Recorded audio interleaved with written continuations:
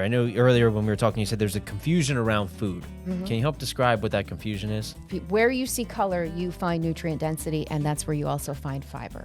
Because this place has so much to offer. That's the question, but if you want my opinion of the best thing about St. Pete, 30 miles. Hello, everyone. Welcome back to Talkin St. Pete. I'm your host, Ryan Bogdan. Before we jump into today's guest, I want to let you know that this is sponsored by Bogdan Homes. If you know anyone looking to buy, sell, or invest in real estate, find our contact information in the description below. And now into our awesome, lovely, intelligent, smart, and keeps us all conscious of our food and what we're putting in our bodies. Wendy, Wesley, she has been seen all over the news on every channel possible, I think, in the local area, has written for the Washington, been in the Washington Post, written for St. Pete Catalyst. She's everywhere. I don't know how you do everything you do, Wendy. Welcome to the show. Thank you for having me. Yeah, love being here. Yeah, of course. We were just talking before. Your resume of everything that you've done is so extensive. You're a nutritionist, a dietitian, many degrees. Your background goes far back. Where did this all start, and where did your love for food begin? I've been cooking since I was 8. I've always had this fascination with food. The first thing I ever made was the blue box macaroni and cheese. And diving into recipes, Julia Child, Jacques Pepin, just consuming food and recipes and all of it for so long. And then I worked in marketing for a long time, and that was fun. Mm-hmm. But then it kind of got stale. And then I worked at a hospital in marketing, and I said, how can I combine food and social work? And I got to know the dietitians at the hospital where I worked, mm-hmm. St. Anthony's Hospital. Nice. And they allowed me to shadow them while they did consultations on diabetes patients, cardiac disease patients. And I said, this is it. And I'm going back to school. I got a bachelor and then a master's degree in nutrition and became a dietitian, trained at St. Anthony's, and worked in clinical nutrition for several years. That's an interesting journey how you got there to go from marketing to food and from being surrounded, but it makes sense in the hospital. I'm sure what did you learn, or what were you seeing while you're in the hospital setting that made you intrigued in this subject? That we were treating food-related diseases on every floor, 1 to 6, all the way. Cardiac, kidney, diabetes, gastrointestinal problems, inflammation problems, skin problems, you name it. Every single disease state that we saw in the hospital could be improved, in my opinion, with food, with diet. Okay, there's a lot there, because I believe in that, especially with all the processed foods and everything that we have going on. So what was there a common thread that you saw? What all these food illnesses? Was there a trend that you saw, or just dive a little deeper into that? Most recently, I see people are ordering out today more than they ever have post-pandemic.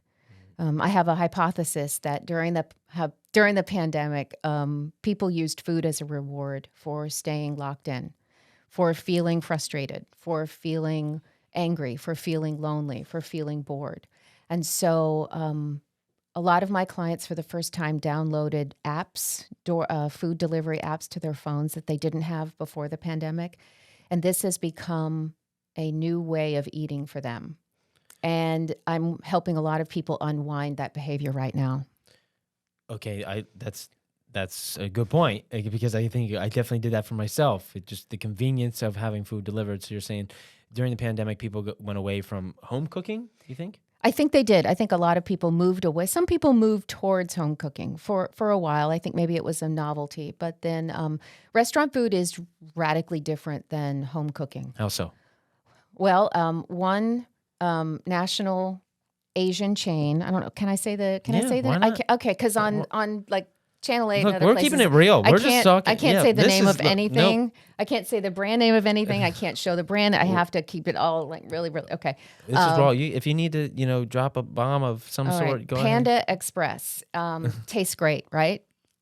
I love their orange chicken. I'm going to tell you about orange chicken, right? It's funny no, I'm scared. You bring that up. I'm scared.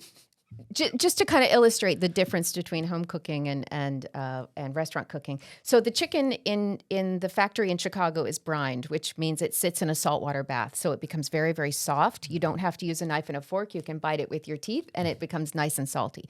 Then it is deep fried. Then it's flash frozen, and it's sent to all the stores out across the United States. Then it's frozen. Then it's thawed and then fried again, and it's coated in 7 kinds of sugar. Oh my gosh.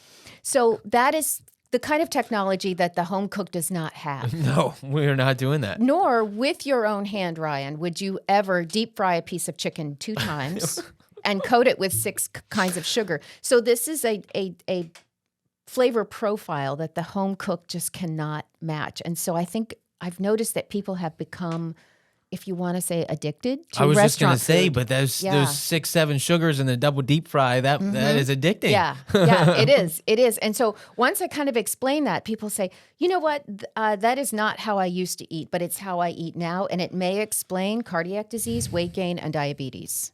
I mean, it would make a lot of sense if you got your chicken covered in salt and sugar with a double deep fry that it may clog up an artery or two.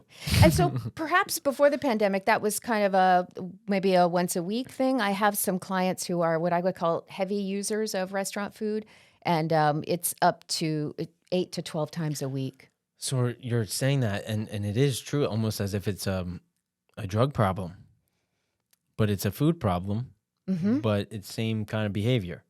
Yes. Yeah, I have a client who says, you know, when I want to make a healthier choice, I go to Firehouse Subs and I choose the tuna fish.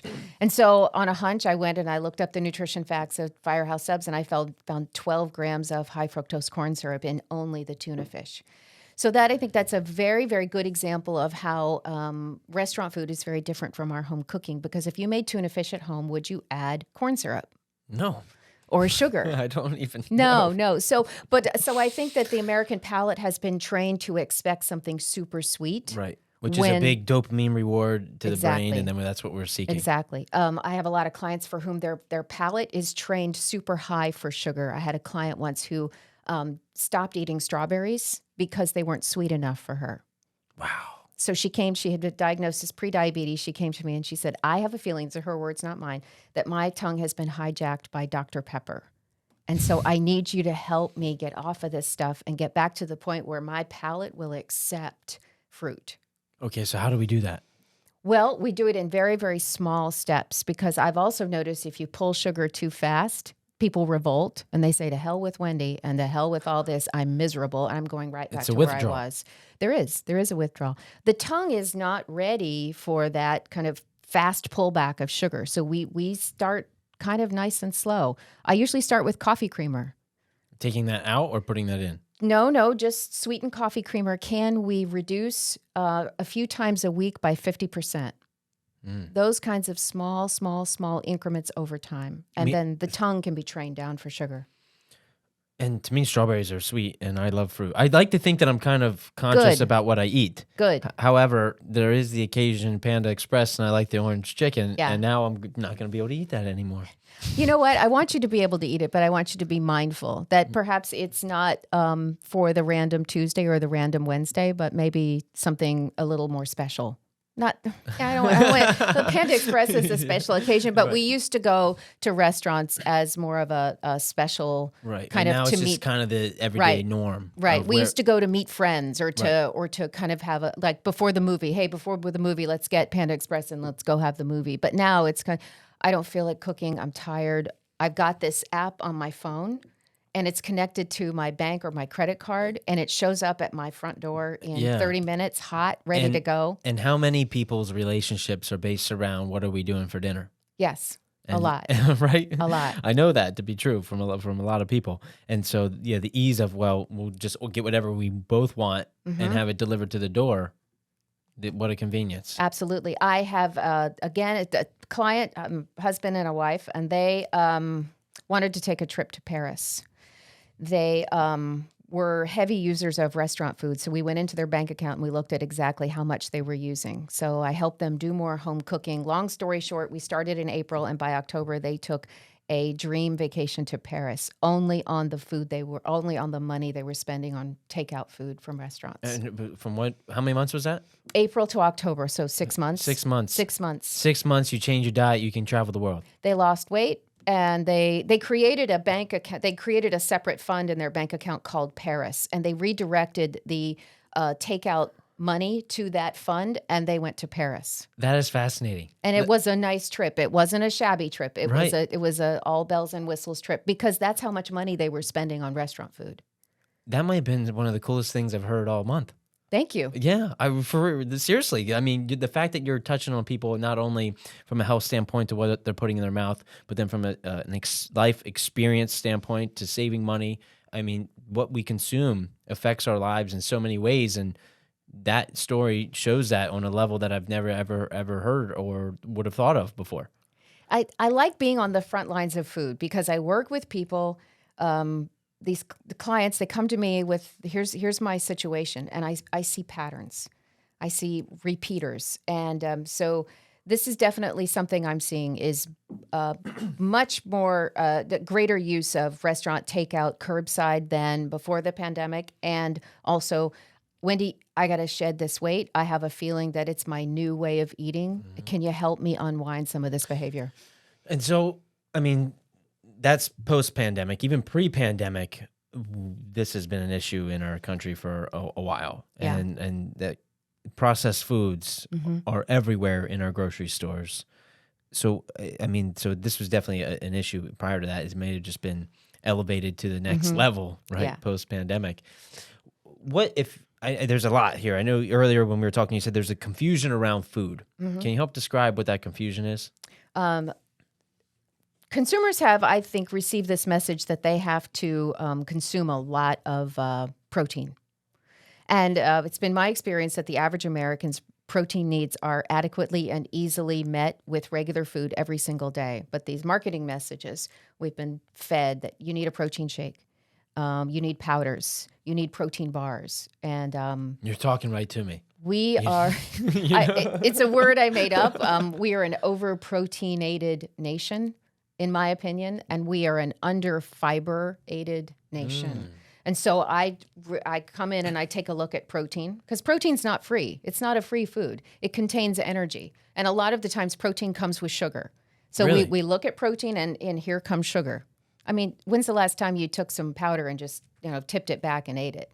I've never done that. Right. So most people, maybe not you, but most people take their protein with added sugar in the form of a bar or a smoothie or a shake. So my added sugar, so let's just talk about what I do. I make a protein shake every day with powder. Yeah. And my shake, I want you to tear it apart. You're not going to hurt my feelings. I want to know how I can get better. I'm all about getting better. And as everyone listening, you should be wanting to get better too, because I want to live a long life. So banana. Okay. Avocado. Good. Strawberries. Great. Blueberries. Wonderful. Spinach. Great. 2 scoops of protein powder. Okay. Peanut butter. And then unsweetened almond milk. I can't argue with that. Is it good? I can't argue with that. The only source of added sugar in yours is the peanut butter. And if you want to cut some... But that's just straight, I get the 100%. Okay. Just yeah. Peanuts. In my practice, fruits are free all day. So I can't argue with anything that you put into that Except maybe shake. my protein powder. I don't know if it's not. I'm not getting the fancy. I get the way standard, big 5-gallon tub. The next question is, do you need it? Are you doing I work out extensively. You're doing a lot of lifting. Okay. Yeah. Then I would say you probably do need it. So we're doing okay. So a lot of my clients are watching a lot of Netflix and drinking a lot of protein powders, and they just don't need this elevated amount of protein because they are they're not malnourished. They don't have second and third degree burns because we provide protein supplements to our patients in the hospital who are malnourished, who have burns, or who are healing wounds. And that's where we need extra protein. But if you are going from couch to car and back as a meal replacement, not to use as a meal replacement. You don't need it. You don't need it. If you're not sick and you're not working out the way you are. Okay. All right. Well, that's good. Well, what I was going to say, the little tip I wanted to give for the peanut butter thing. So for anyone who uses, the natural peanut butter, all the oil floats to the top. Yes. Right. And then you have to stir it and That's it comes out the top and you make a mess and you got to. That's right. So a trick that I learned. Do you know the trick? No, what's the trick? You turn it upside down and you put it in the fridge. Okay. All the oil goes back through the peanut butter. When you open Seeps it, it's up through. Okay. It's not at the top, and you can dish it out. I like that idea. Fun little tip for the day. Well, you taught me something today. Ryan. I'm gonna pass that along. Yeah, I'm definitely gonna pass that along. Yeah, something silly, but when you use as much peanut butter as I do every day, you need to find the tricks. Okay. All right. But Brian, you don't look like you're coming to a nutritionist for weight loss or for diabetes or cardiac disease. So, if what you're doing is currently working for you, then it's probably okay. But the folks that are coming to me, they want to lose weight or they have a diagnosis, and we need to fix food to fix the underlying problem. I believe that heavily, and I see it in people, and I'm a big observer. I like to people watch, especially when traveling, or whatever. And so I'm like. You're definitely no judgment, maybe judgment. I don't know. You're a little overweight or maybe severely, and I'm watching what you're eating, and it just doesn't make sense. Of course I watch people in grocery stores. Yeah, I do. I'm fascinated with how people shop and the choices that they make. And to your point, the confusion or uneducated, I would say maybe that's part of the source of the problem. Well, most definitely, or they're influenced by social media, or food manufacturers have multi-million dollar budgets, and so sometimes out there it feels like David and Goliath. Goliath is big food, big sugar, big corn, big soy, because it's cheap. Yep, and also the USDA. I'll tell you who does not have a marketing division is the Broccoli Council and the Brussels Sprouts Council. They don't have big marketing budgets. The Apple Council doesn't have a big budget like big dairy, big soy, big corn. So, of course, the messages we receive are from those who have the biggest or the deepest bank accounts. Have you traveled extensively at all? In Europe, yeah. And so what's the message over there? How is it different? Have you dove into that at all? I'm so glad you asked that because I've worked with two and working with one right now. They said they went to Italy and they were afraid for the weight gain. They were terrified for the weight gain. Oh, the pasta and the pizza. Well, guess what? In Italy, they eat a Mediterranean diet. Yeah. The pasta's this big. I'm making a small, well, it's on camera. There it is. The pasta's this big. Right. If you're not listening, maybe the size of a what? I don't know. How big is that? A tennis ball. Yeah. Maybe make a fist. Right. The pasta is maybe the size of your fist. Yep. Okay. And then the rest of the plate is fruits and vegetables. No dessert, no sugar sweetened beverages. And so my clients go to Italy and they come back and they say, I lost weight in Italy. And the portions were small, but smaller than what we have here. But I got used to it. And I actually liked not walking around feeling like I'd just eaten a Thanksgiving dinner. A lot of Americans eat to Thanksgiving every day, maybe 2 meals a day, going around stuffed up to here.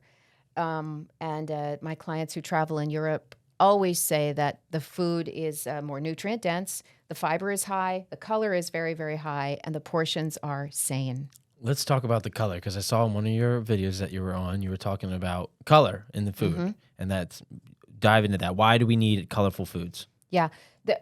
You've heard eat the rainbow. If you haven't, there's actually science behind that. We teach kids in elementary school, eat the rainbow. Reds, blue, yellow, purple, green, right? All the different colors. And I don't mean from a bag of Skittles. I was just going to say, not Skittles. I mean bright colors from the natural world. And so when you start to really, really work with food and you cut inside a gorgeous fresh tomato and you observe the chambers of the tomato and you see the gorgeous seeds that are suspended in the gel and the goo and you marvel at the beauty of nature. I totally sound like a hippie. No, but that description was fascinating. I love that. When you get into food and you start to you cut fruits and vegetables with a knife and you look at nuts and you look at seeds and you really kind of pay attention to foods in their unprocessed form, they're gorgeous. Absolutely gorgeous. I don't know if you've been to a farmer's market, the Saturday morning market. You walk underneath one of those tents and the oxygen is different. Oh, yeah. I don't know if you've noticed that. And the color it's almost blinding. And so I'm always telling to people, where you see color, you find nutrient density, and that's where you also find fiber. Okay, so let's talk more on the fiber. So you're saying we need less protein than what's being advertised or the message that's going out and more fiber. More fiber. So why is that? Well, fiber will lower cholesterol. I'm working with a lot of clients that want to get off statins. They take statins. They don't like the side effects. How can I get off statins? Well, we're going to ramp up the fiber. The other beautiful thing about fiber, it helps you stay full. So you're not going around looking for more, Cheez-Its and Cheetos and potato chips later on. So you're satiated. Right. And the other beautiful thing about fiber, if we could talk about it, because I'm a dietitian, I love to talk about it, GI health. Yeah. Who likes to be constipated? No one. Show of hands. So high fiber diets, 3 things keep your GI moving: movement, hydration, and fiber. That's a very valid point. And a lot of people, I hear it getting bloated. What does typical bloating come from? What's causing that? Inflammation from processed foods.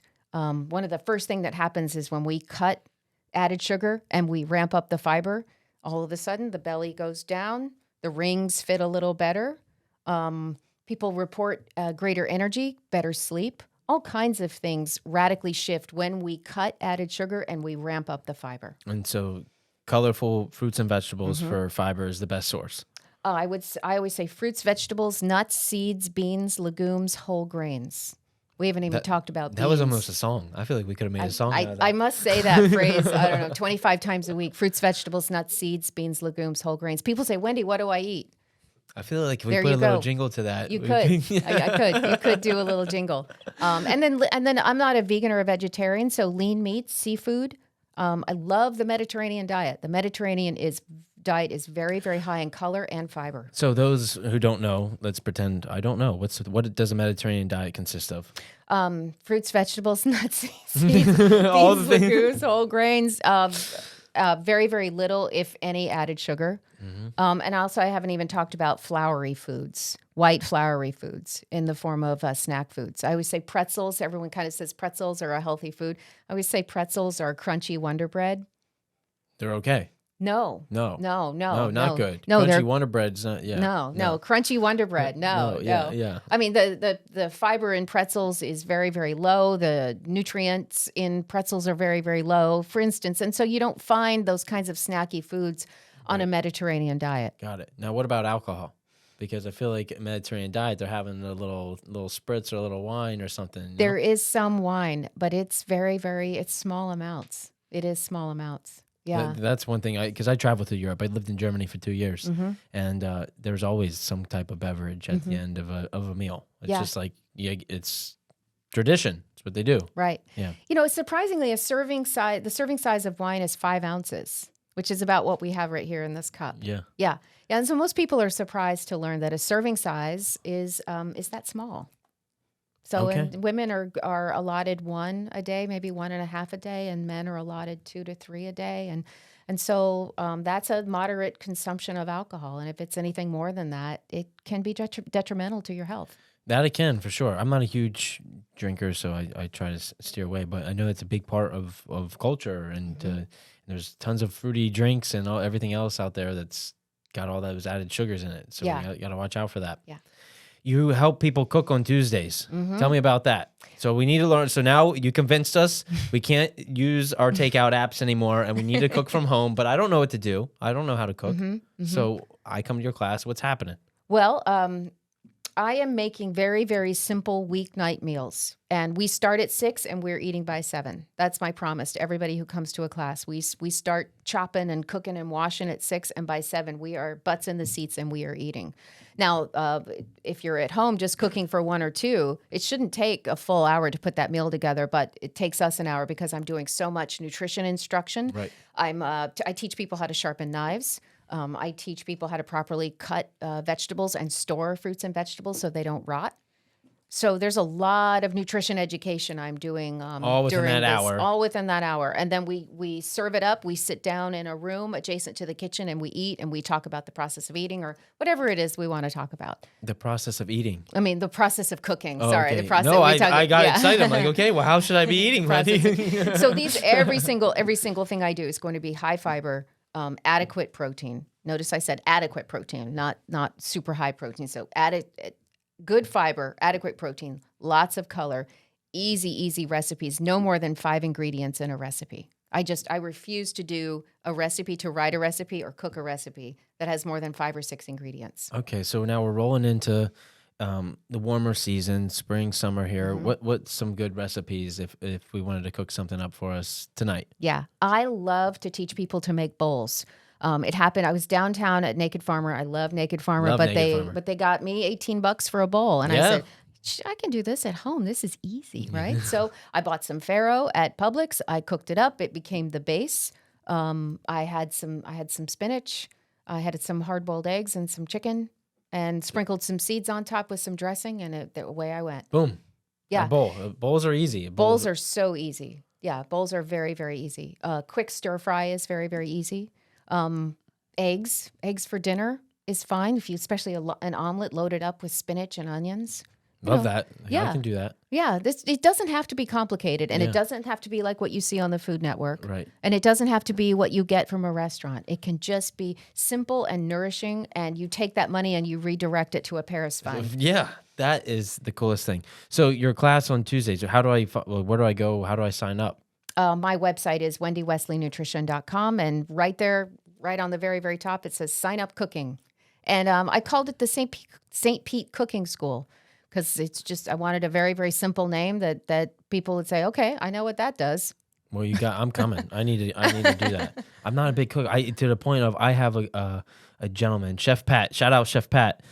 He sends me 14 meals every day, pre-cooked. Okay. Because I'm busy and I don't have time. And Yeah. I don't like to take time to think about what to eat or to prep it and cook it just for myself, Right. But there is I'm losing a part of the art and hospitality of if I do need to cook or want to change it up some. So I got to come to your class to learn. Well, and if you just wanted to make a simple chili, and chili is one of those things that we think, oh wow, that's a real fattening food, right? You think of greasy chili, but really chili is one of the most colorful, fiber-rich, nutrient-dense, protein-rich things that you can make. You use canned beans, a little bit of onions, some spices, and away you go.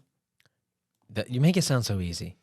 I'm trying to make it easy. That is my overarching goal in life is to make home cooking approachable and easy and not so scary. I'm also trying to I talk to people a lot about shame in the kitchen. A lot of people think, well, if I can't do it like the Food Network, I'm just not going to do it at all. If I can't do it like I saw in the restaurant, I'm not going to do it at all. Or maybe I was never taught when I was a kid, and maybe I carry some shame around that because I don't know what to do or I don't know how to properly hold a knife. So I'm really trying to make it not so scary, make it easy, make it approachable. I'm kind, I'm friendly, I'm gentle in the kitchen, and that we all need that because there is no room for perfectionism when it comes to home cooking. No, you're right.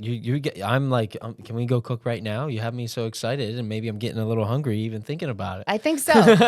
Sharpen the knives, and yeah. every great meal starts with an onion. Really? Yes, every good meal starts with an onion, and that's one thing we do with every class is we start with onions. So we start with some tears. Sometimes, yeah. Sometimes we do. Sometimes we do start with some tears. We get the full scope of all the emotions when we're cooking with Wendy.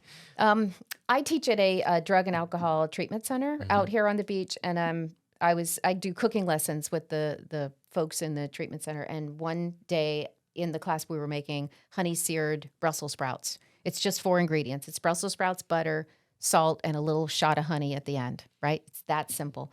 And I looked over, and this very young kid was eating the Brussels sprouts, and he started to cry. And then I said to one of the other folks, I said, go ask him what's going on. And he said, I've never had home-cooked food before. Oh. I have been on the run my whole life. It has been nothing but fast food and whatever I could get at a shelter. And this is the first home-cooked food I've ever had. And I think it was the single most impactful experience of my whole career. I'm moved by that. I can't imagine. How old do you think that individual 19. was? He was about 19. Wow. Yeah, he was about 19. Wow. So he'd been on the run his whole life. He'd never really sat down Right. and just kind of stopped and ate food that tasted the way it's supposed to taste. A little butter, a little salt, Brussels sprouts, and honey. And you'll be amazed at how good you feel eating it. Oh, yeah, for sure. How great it tastes, how lovely it is, how good you feel afterward, how full you stay when you eat something wonderful like a Brussels sprout. I'd say our body, like we're all, sports cars. You put bad gas in a sports car, it's just not going to run right. You know? You got to put high quality fuel in there to keep you going. Even for myself, eat something bad, my thinking, my cognitive ability is not as strong as when I'm, have good nutrition in me. And there's a lot of things, that people think. I don't know if you've seen this recently. That I saw some studies come out that we think the brain influences the gut. In terms of that, we get anxious or whatever, our stomach may get turned up or whatever. But also, I saw a recent study saying that the gut can influence the brain. It can be a two-way street there, and that they're more connected than what we think or what we're taught or educated. I do agree with that a lot, and I am seeing a lot of clients with gastrointestinal issues post-pandemic. My hunch is that some of that is linked to depression, or so that when the mind is not at its best, it affects the gut. It affects the gut. And so I think the pandemic really turned a lot of people topsy-turvy, upside down, and some of that may have manifest in the gut. I believe that. It's spent a good bit of time meditating, doing yoga, all the Ayurveda type of things. So I pay attention to that a lot. So you're a St. Pete local. Born and raised. You've seen this place transform like no other. And we were talking a little bit before that, in that when you were a teenager, you're saying people wanted to get out of here. Yeah, young people, our number one goal was to get out. Because there was nothing here for young people. There's no art, no restaurants, nothing. There wasn't anything. It was boring. It was so boring. We hung out at McDonald's. My goodness. Yeah. Kind of ironic now, right? Yeah, it is. It is. Yeah. And I was telling you earlier that so many young people can live anywhere because they are remote workers, and they choose St. Pete. Yeah. And sometimes I say, are you sure? Are you sure you haven't scoped out all the other cool cities and this is where you want to, plant? Because I still see St. Pete through my 16-year-old eyes. Yes. Yeah. I find that fascinating because for those, for myself and others, and so many people have just moved here, I mean, this place is humming with new restaurants and fun and art and community and events and it's a complete 180 from what you described. There was a time where we were, and this is when I was a young adult, you were lucky if there was one event on a weekend. One event, one festival, one concert, one anything. And I'm trying to remember what had happened, but I remember looking at an events calendar in St. Pete, and I thought I could take my weekend in 4 different directions and not see everything. And that was for me, it was a tipping point where I realized things were really, really different, that I had 4 very good options and I had to only pick one. Yeah, overwhelmed with the amount of options and things to do. And I think it's only going to become magnified even more as time goes on, because this place has so much to offer. And so I love, and when I hear people like yourself that have been here since they were children, to hear how great of a transformation a city can make, and for other cities out there, that same can be true. And it just takes a little community and a little passion. Yeah, and 30 miles of waterfront 30 parks. miles, Yeah. That helps a little bit. I mean, you didn't ask the question, but if you want my opinion of the best thing about St. Pete, 30 miles of waterfront parks. Other cities in Florida just took condos right to the water's edge, and only the 1% gets to look at the water. I love my hometown. I might get emotional. I love this. I love my hometown because the waterfront parks are open to everyone. It feels incredibly egalitarian, that anyone, regardless of where they live in the city or what they make, can get to water's edge and just take it all in. And it only gets bigger. It seems our city only seems to increase our waterfront footprint. You are the first person out of, I don't even, how many episodes that this is, that has said that the way that you have, as elegantly as you have. And really, that's the first, it dawned on me of how that is a huge part of what makes us so special, to be able to walk to the edge of the water and look out into it as far as you can see, on whether you're on the beach side or even on the bay. Wow, I think we just got to let that come in for a minute, because that is really cool. Where else can you go on a daily and almost guarantee that you're going to see dolphins? I can't think of really anywhere else. I wish I could see St. Pete through a newcomer's eyes. If I had one wish, I would see St. Petersburg for the first time. I wish I could. I can't, but I wish I could. And it's not just our downtown parks. You go to Southeast and then down Pinellas Point and Gulfport, which is its own city, but still access to the water. It's everywhere. Yeah, you're right. Yeah. You're right. I knew that, but I don't think it was formulated as a full thought as it just has now. So thank you. That was a gift you just gave me. Well, really, you can thank our St. Petersburg Chamber of Commerce 100 years ago. They deemed that development would not happen on the waterfront. And that's 100+ year old decision that was made before any of us were here, that our city smartly has never sold out. They can't, and they won't now. I mean, that is a huge part of what makes this place so incredible. Because of that, it allows for so many outdoor activities that people are drawn to because you're doing it at the water. For the volleyball community to play volleyball at North Shore, right there at water's edge of the bay, or down in Gulfport, that's just very special. And I can't believe it's taken us this long to really to look at that and recognize that. That's just a beautiful thing. I just was out yesterday near Gandy at Getaway watching the sunrise, and a dolphin had just come up right through. And it was just one of those moments of like, every time that happens, like, man, this place is just so special. Yeah.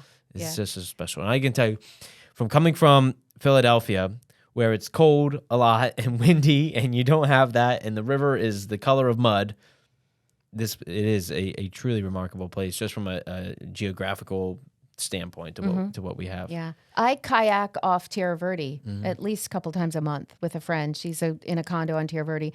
We just launch right behind the condo, and we're the only people out there. So don't tell anybody. It's like I always say to my friend, I can't believe this place isn't swarming with more people. Yeah. But we're out there all by ourselves, and it's, manatee, stingray, shark, dolphin. It's incredible. And we just kind of circle the mangroves, and we cut fishing line. That's what we go out and do. Oh, so I can't even begin to list all the amazing things that you do throughout St. Petersburg. You're a part of like every chamber and everything that you're advocating for. What's your main focus, if any, right now that you're working on? I really want to build this cooking school. St. Pete has some cooking lessons. They're a little expensive, and I think they're kind of more of an experience. And I'm trying to really kind of give practical skills to help people improve their health. It's also affordable, and we eat what we cook, which is nice because it's dinner and a show. Right. It's nutrition education, and I don't want to knock any of the other cooking schools, but I think they're built more around like something to do on a Friday night. Something, yeah, and then where you'll watch kind of a chef-driven menu that's kind of high end. And what I do is I'm no chef. It's not chef-driven. It's not gourmet. It's not high end. It fundamentally answers the question, what am I going to eat on Tuesday night without blowing my health and blowing my bank account? What about a snack? What can we do for a good snack? Peanuts and raisins. Peanuts and raisins. Yes, a mix, your DIY trail mix. You go to the store and you buy all your nuts and seeds in bulk, and then you mix them in a big Tupperware, and you dig in there and you eat that. I love that. Yeah. Fiber, protein, color. All the things. There it is. What about cranberries? No, full of sugar. Full of sugar. Too much. The raisins are good. Yeah, raisins have no added sugar. So I want everyone who's listening to this podcast, I want you to, next time you're looking at some food, I want you to flip over that nutrition facts label, and I want you to look for added sugar. It's on the nutrition facts label by law now because consumers demanded it. Consumers said to food manufacturers, I want to know how much added sugar you're putting in my food. And they fought it. Food manufacturers fought it tooth and nail. They did not want to comply. For one, there was money a lot of them had to reformulate their food so that it wouldn't have so much added sugar because now they know we're watching. Right. So this was a consumer demand, and it's a good thing for consumers. Transparency and labeling is always good for consumers. And so now we can see how much added sugar is in our food. I always tell people to look for 3 grams of added sugar or less and 3 grams of fiber or more. So higher than 3 in fiber and lower than 3 in added sugar. That's an easy rule. It's my little 3-3 method. I didn't just make it up, but I had to make something up to educate that little piece of information. I have to always kind of find sticky ways to message information so that people remember it. Yeah, no, it's true. Yeah, that's a little trick. The rule of 3. The rule of 3. The triangle is strong. That's right. Yeah. Exactly. Yeah. So let's make sure your fiber. So next time I want you to take one of your foods at home. Yes. Ryan, I want you to flip it over and I want you to see, does this meet Wendy's test I of will. the 3-3 I method? will. Are the fibers higher than 3 per serving, and are the sugars lower than 3? And if it is, it's a green light food. Your message is your message is very easy to follow. It makes a lot of sense, and I believe in this a lot, and I hope that we can continue to spread this message for people, because I hate the fact that I know it to be so true what you said of how many illnesses there are because of the food that we intake. Yeah. And it's crazy to think that what we're eating in the short run is happy and it gives us that high, but it can be killing us.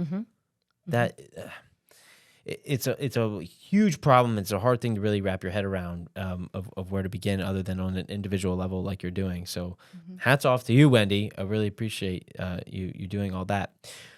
If you were to go out in St. Pete, where do you like to go eat? I like a restaurant called Baba. Love Baba.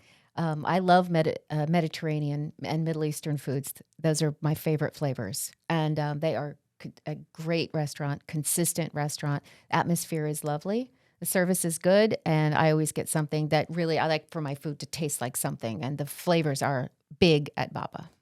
Love that. Love that. All this talk of food is really, really, really, really, really making me hungry. Okay, so if you like to go kayaking in St. Pete, what other fun activities do you like to? Yeah, I like to bike around. I like to bike around neighborhoods and see what's happening. Yeah. Yeah. Love to What's bike the around. biggest? Two questions here. What's the biggest transformation that you've seen in St. Pete? I know it's a lot, but one thing that sticks out to you the most? I guess just the density. The traffic. We were talking about that earlier. The traffic. I gave myself, what I thought was the right amount of time to get here. And every time I give myself the right amount of time, it's the wrong amount of time. So as this person from here, I'm having to readjust all of my travel times. Right, because in your mind, what it was 10 years ago is different now, 5 years ago. Even just maybe 2 or 3 years ago. Wow. Yeah, well, I mean, the pandemic was different. I mean, it was like the Audubon out there during the pandemic because there was no traffic. Right, you could get everywhere. Right, but I've had to kind of readjust all my travel times, definitely. And there's some, the interstate in St. Pete gets backed up, and the interstate never got backed up. 275 every morning. Well, no, I just mean middle of the day. I came from Tampa today at noon. And jammed up. Yeah. Jammed, and that happens quite a bit. So that's a big change. Is just the density. And of course the towers. Yeah. The high towers. And there's more coming. And there's more coming. Yes. Yeah. And I think it for people who've been here a long time, it feels incredibly unsettling. You see a lot of discourse on social media. Another tower again. When is it going to stop? And then talk about water and toilets and dumping in the bay. I mean, we have a lot to discuss in this city. Yes. And folks who have been here for a while, the disease is palatable. People are incredibly uncomfortable with the rapidity of the growth. What do you think we do about that?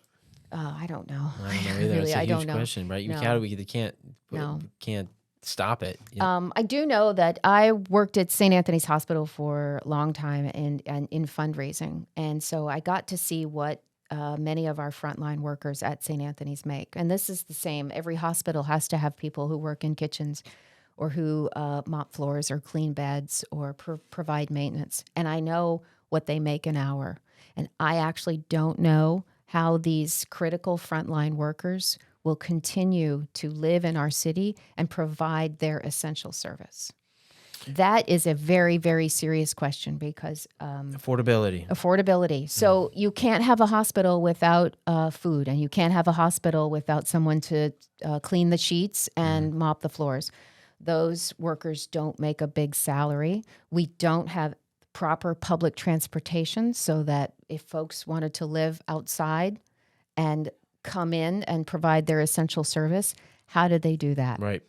So that's when you think about things like hospitals and who's going to serve up your drink and who's going to wait your table and what do they make an hour, where do they live, and how do they get to work? This is a very serious question. No, that is. And it's a very valid question.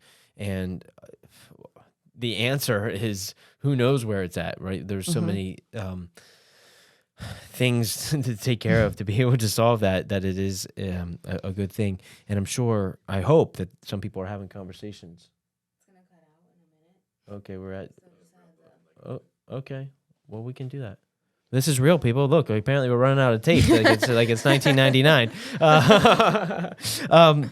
Well, Wendy, thank you for being here. Real quick, where can people find you? My website, WendyWesleyNutrition.com. Simple enough. Simple enough. Go to her cooking class. Check it out. She's all over the news. You go Google her name. You can't miss her. This conversation has been fantastic, enlightening. I appreciate you so much for being here.